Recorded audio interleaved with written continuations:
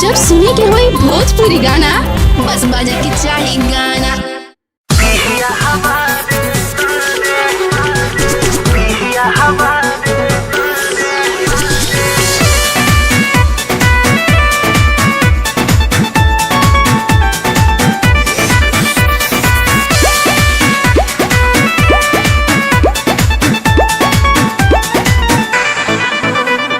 सास गईली नहीं हर रहो तोरे ससुर जी दुआरे।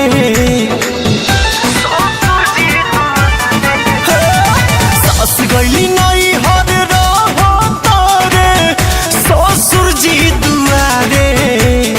देखे लो जब सुघर लईकी लागे सीटी मारे।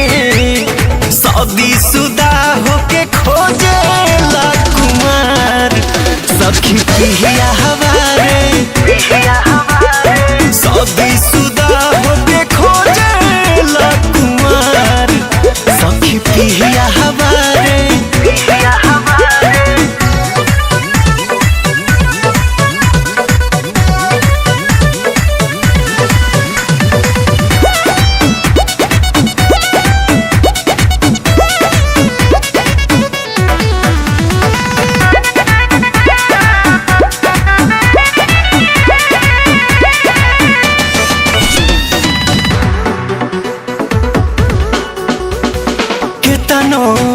गरियाई कोनो असर नहीं बावे।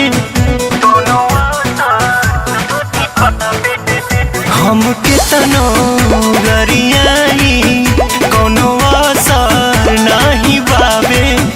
सिम रखले बाटे 4 गो उ बदल के बतियावे।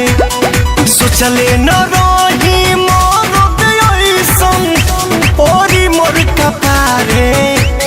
शादी शुदा होके खोजे ला कुमार। सखी पिया हमारे शादी शुदा होके खोजे ला कुमार। सखी पिया हमारे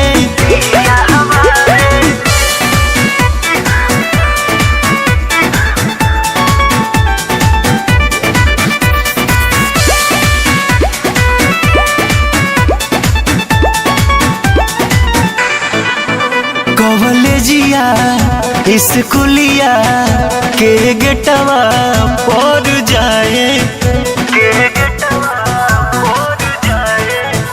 कॉलेजिया स्कूलिया के गेटवा पर जाए।